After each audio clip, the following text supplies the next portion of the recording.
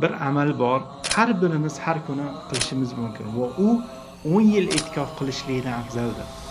U esa bir birodaringizni hojatini chiqarish, ya'ni bir birodaringizni ishini bitgungacha oxirigacha yordam berishingiz. Bu to'g'risida hadis kelgan. Anas ibn Malik roziyallohu anhu rivoyat qilgan hadisda payg'ambarimiz sollallohu alayhi vasallam dedilar: "Man qada li akhihi hajatan kana khayran lahu min i'tikafi 10 sinin."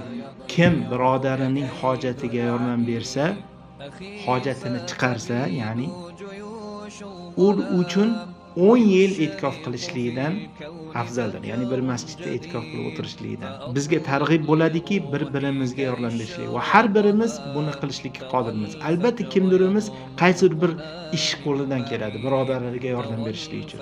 Shuning uchun harakat qilaylik, birodarimizni Alloh uchun yordam berishlikka harakat qilaylik.